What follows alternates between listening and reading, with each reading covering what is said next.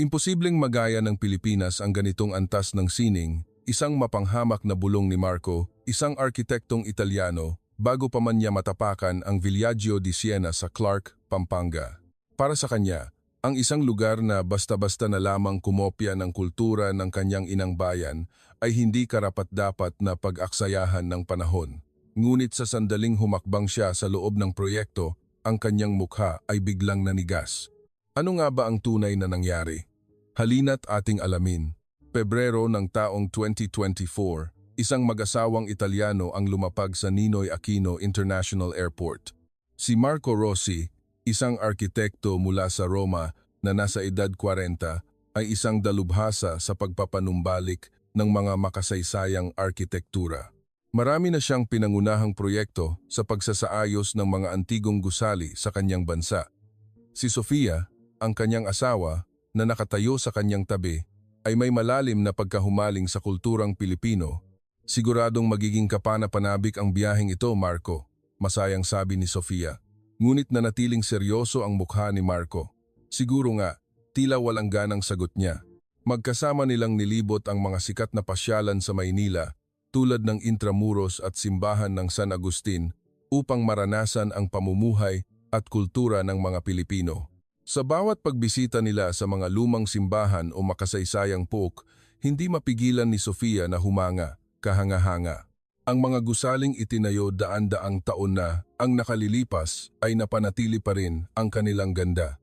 Kinilala rin naman ni Marco ang husay at tradisyonal na teknik ng arkitekturang Pilipino, ngunit sa kaibuturan ng kanyang puso, nanatili ang kanyang pagmamataas bilang isang arkitekto. Para sa kanya, may malaking pagkakaiba ang orihinal sa isang kopya lamang. Sa ikalimang araw ng kanilang paglalakbay, sumakay sila ng bus mula Maynila patungong Clark, Pampanga. Habang pinagmamasdan ni Sofia ang mga tanawin sa labas ng bintana, binuklat niya ang isang travel guide. Marco, bukas pumunta tayo sa Villaggio di Siena, ha? Sa narinig, agad na nagbago ang timpla ng mukha ni Marco. Villaggio di Siena? Hindi ba't isa, yang Italian-themed park? Oo, narinig ko na parang nasa isang tunay na bayan daw sa Italia ang pakiramdam doon. Sayang naman kung pinalampas natin ngayong nasa Clark na tayo.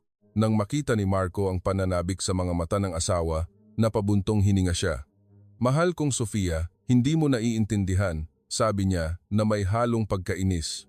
Paano makakagawa ang mga Pilipino ng tunay na arkitekturang Italyano, isa lang yang murang panggagaya para lokohin ng mga turista. Pero nakasulat dito na kinikilala raw ito mismo ng Embahada ng Italia, giit ni Sofia, itinuturo ang travel guide. Napaismid si Marco. Pagkilala? Baka business permit lang yan. Hindi ibig sabihin yan na nauunawaan nila ang tunay na halaga ng ating kultura. Hinuhusgahan mo na agad, nang hindi mo pa nakikita, may himig ng pagkadismayang sabi ni Sofia. Ngunit hindi nagpatinag si Marco. Halos 30 taon na akong nagtatrabaho sa makasaysayang arkitektura ng Italia. Alam ko ang kahulugan ng bawat ladrilyo, ng bawat bintana, aniya, sabay tingin sa labas. Kahit anong pilit ng mga Pilipino, hinding-hindi nila makukuha ang lalim na iyon. Sigurado akong puro panlabas na anyo lang ang lugar na yan.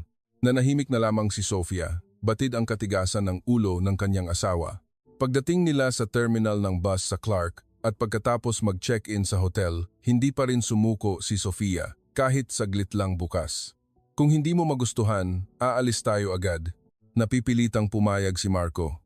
Sige na nga, pero kapag napatunayan kong tama ako, huwag mo na akong yayain sa mga ganitong lugar ulit. Kinabukasan, sumakay sila ng taxi patungo sa Villaggio di Siena. Pagdating sa pasukan, bahagyang napansin ni Marco ang terakota na gusali ng istasyon. Terakota, ha? Bulong niya. Nilapitan niya ang pader. Pwede na ang ambiance. Ngunit agad ding bumalik ang kanyang pagiging walang imik. Panlabas lang to. Sigurado akong ordinaryong istasyon lang ang nasa loob na may disenyong Pilipino. Nang malaman niya ang presyo ng tiket sa ticket booth, kumunot ang kanyang noo. 4,000 piso? Masyadong mahal para sa isang theme park? Ibig sabihin niyan, tiwala sila sa kalidad ng kung anong nasa loob, hindi ba? Positibong sabi ni Sofia. Umiling si Marco. Hindi. Nagsasamantala lang sila sa mga turista. Bulong niya, habang bumibili ng ticket. Habang naglalakad patungo sa entrance gate, kinuha ni Marco ang kanyang cellphone at nag-type sa group chat ng kanyang mga kaibigang arkitekto sa Italia. Papunta na ako sa isang peking Italian theme park dito sa Pilipinas. Ibabalita ko sa inyo kung gaano ito kapangit. Mabilis ang mga tugon. Ha, sige. Abangan namin. Huwag mong kalimutang magpadala ng mga litrato, siguradong katatawanan yan. Napangisi si Marco. Oo, padadalhan ko kayo ng marami. Marco, mag-relax ka naman. Nandito tayo para magbakasyon, nag-aalalang sabi ni Sofia. Ngunit malamig na tumugon si Marco, huwag kang umasa. Kung mas mataas ang inaasahan mo, mas malaki ang kabiguan. Mas mabuti nang walang inaasahan sa simula. Puno ng pangmamaliit ang kanyang mga mata. Bago pumasok sa gate, huminto siya, handang-handa, nahatulan ng kanyang matalas na mata bilang arkitekto ang tanawing kanyang makikita. Sige, ipakita ninyo sa akin kung anong klaseng murang palabas ang inihanda ninyo. Sa kanyang mga salita, walang bahid ng pag-asa, kundi katiyakan lamang na siya ay mabibigo. Pagpasok nila, isang malaking welcome gate na gawa sa terracotta ang sumalubong sa kanila. Wow, ang ganda, namanghang sabi ni Sofia. Ngunit hindi nagbago ang ekspresyon ni Marco. Nilapitan niya ang gate at hinaplos ang pader. Hindi masama ang panlabas na anyo, ngunit nanatiling malamig ang kanyang tingin. Pero panlabas lang to. Lalabas din ang tunay na kulay kapag nakita na ang kabuuan. Paglagpas sa welcome gate, isang malawak na daan na may mga hardin ng lavender at puno ng olibo sa magkabilang gilid ang kanilang tinahak. May mga puno pa ng olibo ha. Gusto talagang gayahin ang pakiramdam ng Italia, nakangiting sabi ni Sofia. Walang emosyon ang mukha ni Marco, pawang mga mababaw na simbolo lamang. Akala ba nila kapag nagtanim sila ng puno ng olibo, magiging Italia na ito? Puno ng kritisismo ang kanyang tinig, pati ang pagkakaayos ng mga kulay, basta-basta na lang. Ang tunay na harding Italiano ay dumadaan sa masusing kalkulasyon. Napagod nang makipagtalo si Sofia. Habang naglalakad, nakita nila ang unang gusali. Isang villa na may pader na stucco, orange na tisa sa bubong, at mga kahoy na bintana, isang malinaw na arkitekturang istilong Tuscan. Huminto si Marco at pinagmasdan ang gusali. Mas maganda ng kaunti sa inaasahan ko, sabi niya. Di ba? Umaasang tanong ni Sofia. Hindi.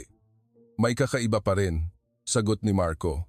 Pumasok siya sa gusali at sinimulang suriin ang mga detalye. Tingnan mo ang bintanang ito. Kakaiba ang proportion. Hindi maintindihan ni Sofia. Saan banda? Ang ratio ng lapad at taas nito ay may kaunting pagkakaiba sa arkitekturang Italiano noong ika-17 siglo. Maaaring 1 sentimetro o 2 lang ang diferensya, pero sa mata ng isang arkitekto, malinaw na malinaw ito. Nagpatuloy si Marco, at ang kulay ng pader, hindi ito ang tunay na kulay ng stucco sa Italia. May mas malalim na tono ng puti ang mga tunay na gusali roon. Napabuntong hininga si Sofia. Grabe ka naman. Sinong ordinaryong tao ang papansin sa ganyang kaliit na detalye? At iyan mismo ang problema. Mariing sabi ni Marco. Hindi nila nauunawaan ang esensya. Kinokopya lang nila ang panlabas na anyo. Iyan ang limitasyon ng kultura ng panggagaya ng mga Pilipino. Kinuha niya ang kanyang telepono at kinunan ng litrato ang gusali para ipadala sa kanyang mga kaibigan. Nagpatuloy sila sa paglalakad sa isang daanang gawa sa cobblestone sa tabi ng isang maliit na kanal kung saan may mga gondola na naglalayag. Ang mga cobblestone, mga gusaling ladrilyo at ang watawat ng Italia na iwinawagayway ng hangin ay lumikha ng isang kapaligirang parang tunay na nasa Italia. Ngunit nanatiling seryoso si Marco. Pati itong mga cobblestone, hindi tunay. Sa Italia, mas hindi pantay-pantay ang pagkakaayos nito. May bigat ng panahon na naipon sa loob ng maraming taon. Yumuko siya. Masyadong bago ito. Walang bigat ng kasaysayan. Pero bago naman talaga itong itinayo. Natural lang na magmukha itong bago, hindi ba? Katwiran ni Sofia. Kaya nga hindi ito pwedeng maging tunay, malamig na sagot ni Marco. Ang tunay na bagay ay may angking ganda na nilikha ng panahon, isang bagay na hindi kailanman magagaya. Sa kabilang pampang ng kanal, matatanaw ang isang malaking kampanaryo. Ayan, isang kampanaryo. Turo ni Sofia. Tinitigan ito ni Marco. Isang kampanaryo, ha? Siyempre, simbolo ng Italia, kaya kailangang mayroon yan. Nilapitan niya ito. Habang papalapit, lalong lumilinaw ang laki nito na marahil ay mahigit 20 metro ang taas. Malapit sa tunay na sukat, bulong ni Marco, ngunit nagsimula na naman siyang maghanap ng kapintasan. Pero ang anggulo ng arko sa kampanaryo masyadong magaspang. Ang mga orihinal ay may mas tumpak na disenyo. Inikot niya ito, sinusuring maigi. Pati ang kulay ng bato, mali. Hindi kayang gayahin ang kulay na nagbago dahil sa paglipas ng panahon. Hindi na umimik si Sofia. Naisip niyang hinding-hindi tatanggapin ng kanyang asawa ang lugar na ito. Sumuko na siya. Pagdating nila sa gitnang plaza, puno ito ng mga turista, mga pamilyang Pilipino, magkasintahan at mga dayuhan. Lahat ay masayang nagkukuhaan ng litrato. Ang mga bata ay nagtatakbuhan at naghahalakhakan habang pinapanood sila ng kanilang mga magulang ng may ngiti sa labi. Kita mo? Mukhang masaya naman ang lahat, sabi ni Sofia. Ngunit umismid si Marco. Dahil yan, sa hindi nila alam kung ano ang tunay. Para sa mga taong hindi pa nakakarating sa Italia, siguro sapat na ito. Masyado ka namang masakit magsalita. Nagsimula ng magalit si Sofia, ngunit hindi tumigil si Marco. Sinasabi ko lang ang totoo. Bilang isang arkitekto, tungkulin kong kilalanin ang pagkakaiba ng tunay sa peke. Tungkulin? Walang humihiling sa'yo na gawin yan. Tumigas ang boses ni Sofia. Nanahimik si Marco. Naupo sila sa isang bangko. Uminom ng tubig si Sofia habang nakatitig sa asawa. Bakit hindi mo subukang buksan ang iyong isip at mag-enjoy man lang? May lungkot sa kanyang boses. Nandito tayong dalawa para magbakasyon, pero puro ka reklamo. Umiwas ng tingin si Marco. Pasensya na, mayroon akong pride bilang isang arkitekto. Pride? Maingat na pinili ni Sofia ang kanyang salita. O katigasan lang ng ulo yan? Bahagyang natigilan si Marco, ngunit agad ding nagdepensa. Hindi, ito ay isang makatwirang pagsusuri mula sa isang eksperto. Pero walang sinuman dito ang gustong makinig sa pagsusuri mo. Patuloy ang talim sa mga salita ni Sofia. Isang matandang mag-asawang Pilipino na nakaupo sa katabing bangko ang tumayo habang paalis.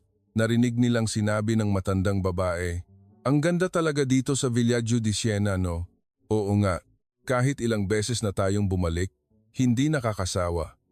Sa susunod, isama natin ang mga apo natin, sagot ng lalaki. Narinig ito ni Marco at bumulong, opinyon lang yan ng mga lokal. Pinandilatan siya ni Sofia. Narinig ko yon. Ang sama mo talaga. Tumayo si Sofia at hinila ang kamay ng asawa. Tara na, maglakad-lakad pa tayo. Sayang ang ibinayad natin sa tiket. Walang ganang tumayo si Marco. Sige, pero wala na akong aasahan. Ako rin, wala nang inaasahan sa'yo. May pait na sagot ni Sofia. Nagsimula silang maglakad muli sa tabi ng kanal patungo sa susunod na zona. Puno pa rin ng kritisismo ang mga mata ni Marco, naghahanap ng kapintasan sa bawat gusali. Walang kwenta. Saan man ako tumingin, malayo sa orihinal, kumbinsido siya. Pati ang lapad ng kanal na ito mali. Mas makitid ang mga kanal sa Venice. Hindi na sumagot si Sofia. Sumunod na lang siya sa likod ng kanyang asawa. Sumandal si Marco sa isang tulay at tumingin sa tubig. Pati kulay ng tubig, mali. Dapat mas matingkad na berde ito. Patuloy siyang nagkomento na para bang kinakausap ang sarili upang patunayan lamang na tama siya. Ngunit lihid sa kanyang kaalaman, ang naghihintay sa kanya sa unahan ay isang tanawin na yayanig sa kanyang buong pagkatao, isang sandali na wawasak sa lahat ng kanyang pinaniniwalaan. Sa dulo ng kanal, matatanaw ang pasukan sa susunod na zona. Naglakad si Marco patungo roon, may mapang-uyam pa ring ngiti sa kanyang mga labi. Pagpasok sa susunod na zona, bahagyang nag-iba ang kapaligiran. Mas siksik ang mga gusali at may mas luma at solemne na dating. Patuloy pa ring pinasadahan ng tingin ni Marco ang paligid. Kita mo na, hindi pa rin detalyado. Itinuro niya ang isang gusali. Tingnan mo ang pagkakaayos ng mga ladrilyo, iba sa tunay na arkitekturang Romano. Ngunit sa sandaling iyon, nang dumampi ang kamay ni Marco sa pader, biglang nagbago ang kanyang ekspresyon. Ano to? Bulalas niya sa pagkabigla. Ang tekstura ng ladrilyong ito. Anong problema? Naguguluhang tanong ni Sofia, hindi sumagot si Marco. Patuloy niyang hinaplos ang pader, ginagamit ang kanyang daliri upang sundan ang mga pagitan ng bawat ladrilyo. Ang pakiramdam ng sementong ito, imposible. Tumingin siya sa kabilang sulok ng gusali, hindi makapaniwala. Nadama ng kanyang mga daliri ang magaspang at hindi pantay na ibabaw ng ladrilyo. Hindi ito mga bagong ladrilyo na gawa sa makina. Ito ang tekstura ng mga tunay at antigong ladrilyo na dumaan sa paglipas ng mahabang panahon. Binasa ni Marco ang isang karatula sa malapit. Nakasulat doon na ang ilan sa mga ladrilyong ginamit sa konstruksyon ng proyekto ay direktang inangkat mula sa Italia, kasama na ang mga lumang ladrilyo na aktwal na ginamit noong ika-17 hanggang ika-18 na siglo. Nanlaki ang mga mata ni Marco. Inangkat mula sa Italia? Totoo? Hindi siya makapaniwala. Hinawakan niyang muli ang pader. Kaya pala ganito ang tekstura nito. Nagsimulang bumilis ang tibok ng kanyang puso. Hindi lang ito panggagaya. Ginamit nila ang mga tunay na materyales. Kita mo na, totoong materyales ang ginamit nila, masayang sabi ni Sofia. Ngunit hindi pa rin kumbinsido si Marco. Siguro mga ladrilyo lang, ang ibang bahagi, sigurado akong hindi na. Sinubukan niyang itago ang kanyang pag-aalinlangan. Nagpatuloy sila sa paglalakad at nakita ang isang replika ng Roman aqueduct na tumatawid sa kanal. Mabilis na tumakbo si Marco patungo rito. Ang tulay na yan, sinuri niyang maigi ang istruktura, ang mekanismo, ang pagkakakabit ng kahoy at bato, at ang posisyon ng mga metal. Matapos suriin ang lahat, bumulong siya. Ito ang estilo ng ika-2 siglo. Nanginginig ang kanyang boses. Ang istrukturang ito ay kaparehong-kapareho ng mga sinaunang aqueduct sa Roma. Yumuko siya upang suriin ang mga dugtungan ng bato. Ang teknik na ito sa pagkakabit ng bato, isa na itong nawawalang sining sa kasalukuyan. Ganoon ba ito kahanga-hanga? Tanong ni Sofia. Sobra, sagot ni Marco. Ang disenyo ng aqueduct na ito ay halos hindi na ginagamit ngayon. Kung hindi ka nagsaliksik ng malalim sa kasaysayan, imposibleng muling maitayo ito. Tumayo siya at pinagmasdan ang buong tulay. At hindi lang ito replika, isa itong gumaganang istruktura. Nalito si Marco. Ang lugar na inakala niyang isang murang theme park ay itinayo ng may katumpakang hindi niya sukat akalain. Baka nagkataon lang, bulong niya, na para bang kinukumbinsi ang sarili. Baka suwerte lang silang nakahanap ng tamang impormasyon. Ngunit wala nang kumpiyansa sa kanyang boses. Ang sumunod niyang nakita ang tuluyang sumira sa kaisipang iyon. Nang lumingon siya sa isang gusaling nakaharap sa plaza, natulala siya sa isang partikular na bintana. Iyan ang Sienese Bifora, isang bintanang may kambal na arko. Nilapitan niya ang gusali. Ito ang estilong ginagamit sa mga tahanan ng mayayamang mga ngalakal noong ika-14 na siglo. Hindi pa rin maintindihan ni Sofia kung ano ang kamangha-mangha roon. Bihira lang ba yan makita? Hindi lang bihira, nanginginig sa pananabik na sagot ni Marco. Ang estilong ito, kahit sa Italia ngayon, ay halos imposible nang makita. Karamihan ay nasira noong ika-2 digmaang pandaigdig at dahil sa modernisasyon, nanginginig ang kamay ni Marco. Sa mga libro lang ng kasaysayan ng arkitektura ko ito nakita noon. Hinawakan niya ang kuwadro ng bintana. Pero narito ito, ang tunay na bagay. Sinuri niyang mabuti ang bawat detalye ng bintana, ang mga inukit na disenyo, ang paraan ng pagkakabit ng kahoy, at ang paglalagay ng salamin. Lahat ay perpektong tumutugma sa kasaysayan. Paano nila ito nagawa? Paano nila naitayong muli ng ganito katumpak? Naguguluhan si Marco, may namumuong luha sa kanyang mga mata. Sa loob ng 30 taon bilang arkitekto, palagi niyang pinanghinayangan ang mga nawawalang estilo ng arkitektura. May staff doon, subukan nating tanungin, mungkahi ni Sofia. Nilapitan ni Marco ang isang Pilipinong staff. Excuse me, sir. Maaari po ba akong magtanong tungkol sa gusaling ito? Magalang na sumagot ang staff. Opo, sir. Sa paghahanda po ng konstruksyon nito, nag-imbita po kami ng mga eksperto sa kasaysayan ng arkitektura mula sa Italia para sila po ang magdisenyo. Mga eksperto? Opo, sir. Nag-imbita po kami ng ilang mga arkitekto at historiador na Italyano. Inabot po ng 3 taon ang pagdidisenyo at pangangasiwa nila sa konstruksyon. Hindi makapagsalita si Marco. Nagpatuloy ang staff. Ang mga kahoy pong ginamit ay inangkat din mula sa Italia. Pinili po namin ang kaparehong uri ng kahoy na ginamit noong panahong iyon at ginaya rin po namin ang parehong paraan ng pagproseso. Pati ang paraan ng pagproseso? Gulat na tanong ni Marco. Opo sir.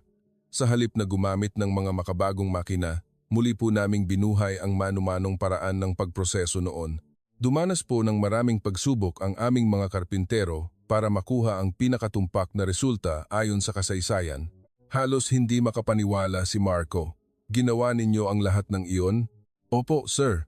Dahil ang konsepto po ng Villaggio di Siena ay ang maibahagi ang kulturang Italyano sa tamang paraan, may pagmamalaking sabi ng staff. Ayaw po naming gumawa ng isang bagay na kalahati lang ang kalidad. Yumuko si Marco. Maraming salamat po. Pagkaalis ng staff, nanatiling tulala si Marco. Marco, ayos ka lang? Nag-aalalang tanong ni Sofia. Hindi ako ayos. Nanginginig na sagot niya. Wala akong alam. Muli niyang tiningnan ang gusali. Ang lahat ng kanyang pangmamaliit kanina ay naglaho. Ang natira ay purong paghanga at matinding hiya. Mas pinapahalagahan ng mga Pilipino ang kulturang Italyano kaysa sa atin. Ang katotohanan iyon ay tumama sa puso ni Marco. Ngayon, sa tingin mo ba ay mura pa rin ito? Malumanay na tanong ni Sofia. Umiling si Marco. Hindi ito mura. Napilitan siyang aminin. Ito ang tunay na bagay. Ngunit may mas malaki pang sorpresa na naghihintay na babago sa kanyang buhay. Nagpatuloy si Marco sa paglalakad, hindi na para manuri, kundi para kumpirmahin ang katotohanan at tanggapin ang kanyang pagkakamali. Sa kanilang harapan, isang dambuhalang gusali ang lumitaw. Ang Palazzo di Siena, isang replika ng isang palasyo sa Italia. Namangha si Marco sa karangyaan nito. Automatikong naglakad ang kanyang mga paa patungo rito, kasunod si Sofia. Nang tumayo siya sa harap ng palasyo, halos huminto ang kanyang paghinga. Imposible. Paanong naging ganito? Katotoo? Ang panlabas na anyo ng gusali ay halos perpektong kopya ng Palazzo Pitti sa Florence, ang pagkakaayos ng mga bintana, ang mga palamuting haligi, ang hugis ng bubong. Lahat ay kamangha-manghang tumpak. Hindi ka pani-paniwala, bulong ni Marco. Ang orihinal na palasyo ay hindi bukas sa publiko. Bilang arkitekto, nakita na niya ang panlabas na anyo nito, ngunit ang mga detalye sa loob ay halos hindi isinasa publiko. Saan nakuha ng mga Pilipino ang impormasyon sa loob? Pagdating nila sa pasukan, magalang silang sinalubong ng isang staff. Welcome po sa Palazzo di Siena. Tinanong ni Marco kung ang gusali ay replika ng isang tunay na palasyo. Opo, sir. Nakatanggap po kami ng pahintulot mula sa Cultural Agency ng Italia para gawin ang isang tapat na replika ng palasyo ni Queen Catherine de Medici. Natigilan si Marco. May pahintulot mula sa gobyerno ninyo? Opo, sir. Opisyal po kaming pinahintulutan ng pamahalaang Italyano na gamitin ang pangalang Palazzo Pitti, lalong namangha si Marco. Ang pagpapahintulot na gamitin ang pangalan ay nangangahulugang lubos nilang tinatanggap ang lugar na ito. Pagpasok sa palasyo, isang mas malaking sorpresa ang naghihintay sa kanya. Ang sahig na gawa sa marmol, ang mga mararangyang chandelier na kristal, ang mga pinta sa pader lahat ay lumikha ng isang kapaligirang parang nasa tunay na palasyo. Maingat ang bawat hakbang ni Marco. Ang marmol na ito. And yumuko siya. Ito ay Carrara marble mula sa Italia. Totoo? Namangha si Sofia. Totoo. Tumayo si Marco at tumingala. At ang mga chandelier na kristal na iyan, istilong Murano glass mula sa ika-18 siglo. Wala nang bakas ng kritisismo sa kanyang mga mata, kundi purong paghanga. Umakyat sila sa ikalawang palapag, kung saan naroon ang replika ng mga pribadong silid ng maharlikang pamilya sa pader. Nakasabit ang mga pinta ng mga tanawin sa Italia. Nilapitan ni Marco ang isang pinta. Ito, istilong Renaissance. Tinitigan niya ang pinta na naglalarawan ng isang rural na tanawin na may mga ubasan. Bigla, napansin niyang pamilyar ang tanawing iyon. Teka, ang tanawing ito. Bumilis ang tibok ng kanyang puso. Ito ang bayan kung saan ako lumaki noong bata ako. Lumaki si Marco sa isang maliit na nayon sa labas ng Perugia noong dekada 70. Mula sa bintana ng kanilang maliit na bahay sa gilid ng burol, tanaw niya tuwing umaga ang isang kampanaryo at mga ubasan. Iyon ang tanawin ng kanyang kabataan, ngunit ang tanawing iyon ay tuluyang naglaho dahil sa isang malakas na lindol noong dekada 80. Ang mga lumang gusali ay gumuho at pinalitan ng mga moderno. Matagal ng pangarap ni Marco na muling makita ang tanawing iyon. Paano nangyari ito? Nanginginig ang kamay na binasa niya ang paliwanag sa tabi ng pinta. Ang pintang ito ay batay sa isang makasaysayang tanawin ng isang nayon sa labas ng Perugia na nawasak ng isang lindol noong dekada 80. Bumuhos ang luha ni Marco. Ang bayan ko. Ang bayang kinalakihan ko. Narito. Nagulat si Sofia at agad siyang nilapitan. Marco, anong nangyari? Sofia, ito ang lugar kung saan ako lumaki. Nanginginig ang kanyang boses. Ito ang tanawin na nakikita ko tuwing umaga. Diyos ko, naantig din si Sofia. Pero paano napunta ang pintang ito dito sa Pilipinas? Muling binasa ni Marco ang paliwanag. Sa panahon ng pagtatayo ng Villaggio di Siena, naglakbay kami sa buong Italia upang mangolekta ng mga tala ng mga tanawing malapit ng maglaho. Kinolekta namin ang mga litrato, blueprint, pinta, at lahat ng impormasyon at iningatan dito. Hindi makapagsalita si Marco. Pinoprotektahan ng mga Pilipino ang mga bagay na aming pinabayaan. Tumingin siya sa bintana. Sa labas, naroon ang isang replika ng nayon isang sapa, mga gusaling ladrilyo, daan ng cobblestone, at isang kampanaryo. Ito ay eksaktong katulad ng nasa pinta. Hindi ka panipaniwala, bulong ni Marco. Hindi lang nila ginaya ang pinta, itinayo nilang muli ang buong bayan. Inilagay ni Sofia ang kanyang kamay sa balikat ni Marco. Anong sinasabi mo kanina? Sinabi kong ito ay murang panggagaya, puno ng hiyang sagot niya. Ngayon, ganoon pa rin ba ang tingin mo? Umiling si Marco. Hindi ito panggagaya. Tumingin siya sa labas. Ito ay pagpapanumbalik, pagpepreserba. Pagpepreserba? Oo. Pinapanumbalik ng mga Pilipino ang kulturang aming iwinaglit para sa hinaharap. Muli niyang tiningnan ang pinta at yumuko ng may buong paggalang. Salamat. Hindi niya alam kung kanino niya sinasabi marahil sa mga taong nagtayo ng lugar, sa mga Pilipinong nagpahalaga sa kultura ng Italia o sa lahat ng nag-ingat sa kanyang nawawalang tahanan. Isang staff ang lumapit at nagpaliwanag pa. Sir, sa totoo lang po, noong itinatayo ito, may nakita kaming maliit na pagkakamali. Pagkakamali? Opo. Ang pagitan po ng bawat ladrilyo ay mas malapad ng 2 milimetro kumpara sa orihinal. Nagulat si Marco. 2 milimetro? Opo, isang pagkakamali na halos hindi mapapansin. Sinabi na po ng team mula sa Italia na ayos lang iyon at hindi na kailangang baguhin, patuloy ng staff. Ngunit nagpasya po ang aming team dito sa Pilipinas na gibain at itayong muli ang buong pader. Para lang sa 2 milimetro? Opo sir, para maging pinakatapat sa orihinal. Tiniis po namin ang dagdag na oras at gastos para lang itama ito. Walang masabi si Marco. Ang 2 milimetrong pagkakamali ay katanggap-tanggap sa mundo ng arkitektura, ngunit hindi para sa mga Pilipino. Hinanap nila ang perpeksyon. Ako, nanginginig, nasabi ni Marco. Bigla siyang napaluhod. Inalalayan siya ni Sofia. Mas mahal ng mga Pilipino ang Italia kaysa sa amin. Pagkasabi noon, tuluyan nang bumuhos ang kanyang mga luha, ang kanyang pagmamataas bilang arkitekto, ang kanyang kumpiyansa bilang eksperto lahat ay gumuho sa isang iglap. Naupo si Marco sa isang bangko, sa gitna ng palasyo, tila naubusan ng lakas. Tumabi si Sofia. Pagkaraan ng ilang sandali ng katahimikan, nagsalita si Marco. Sinira ng Italia ang mga lumang tanawin para sa pag-unlad ng ekonomiya. Inuna namin ang kahusayan at kita at unti-unti naming giniba ang mga makasaysayang gusali.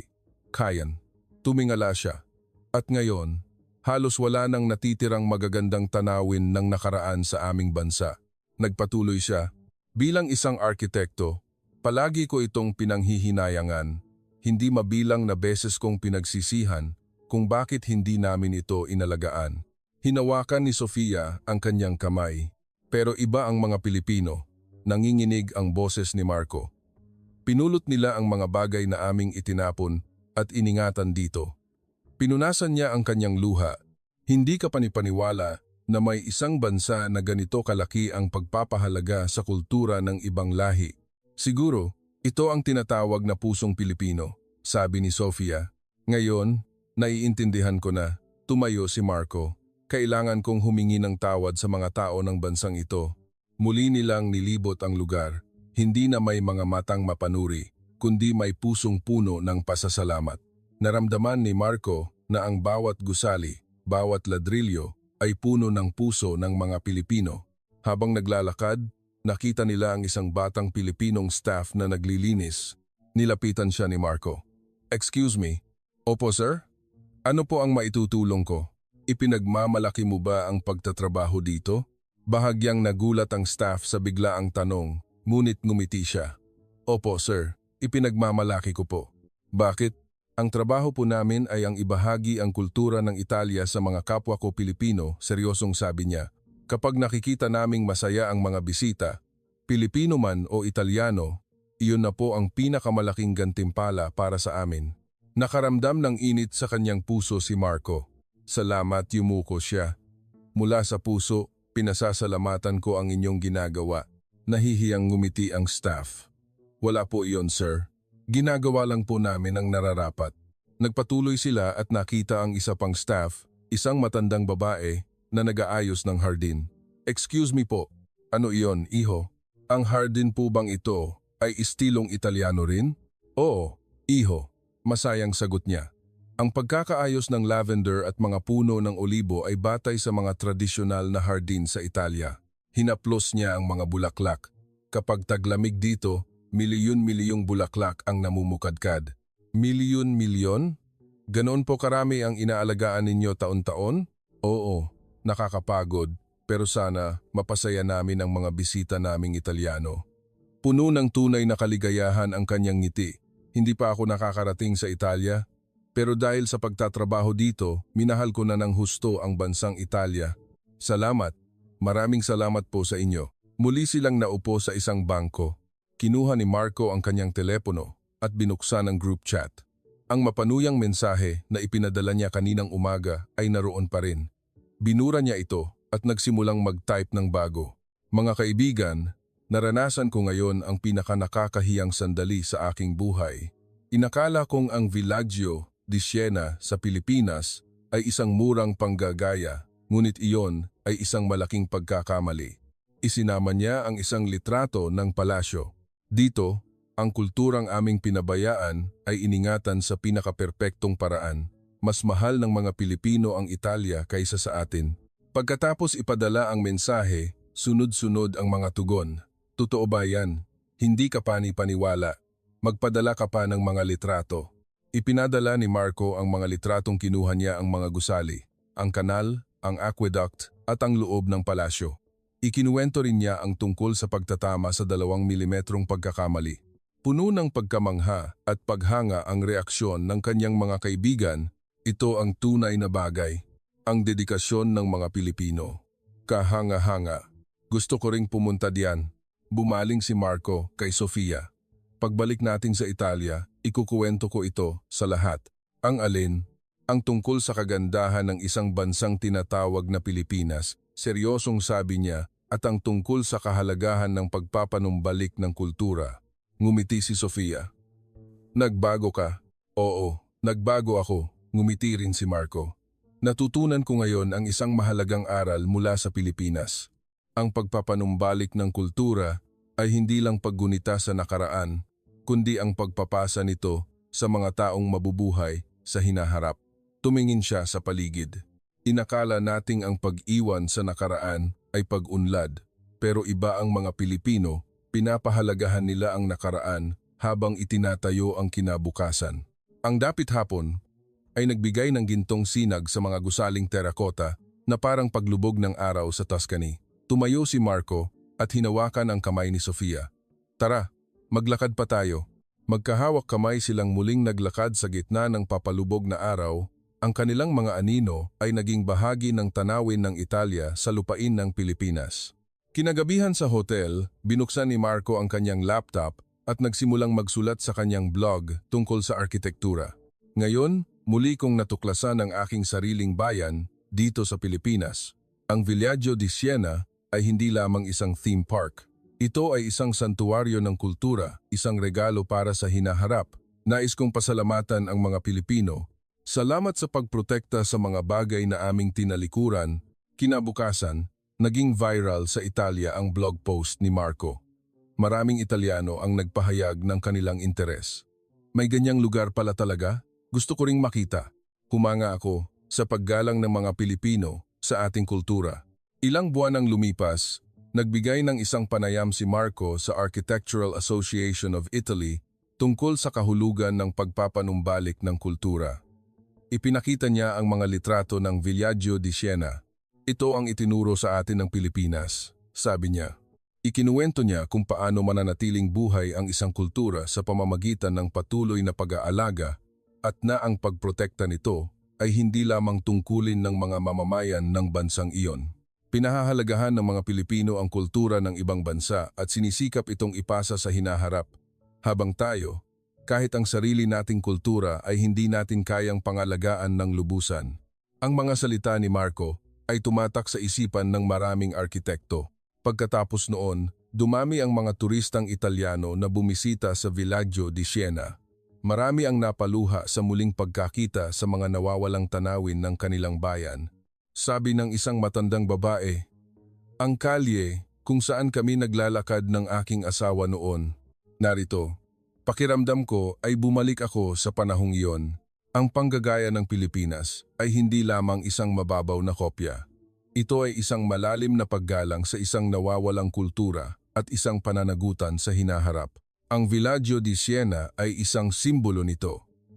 Sa pamamagitan ng perpektong pagpapanumbalik sa tanawin ng Italia, ito ay nagsilbing tulay sa pagitan ng dalawang kultura at hanggang ngayon, patuloy itong tumatanggap ng mga bisita na lahat ay namamangha hindi lamang sa ganda ng Italia, kundi sa lalim ng paggalang at puso ng mga Pilipino na nasa likod nito.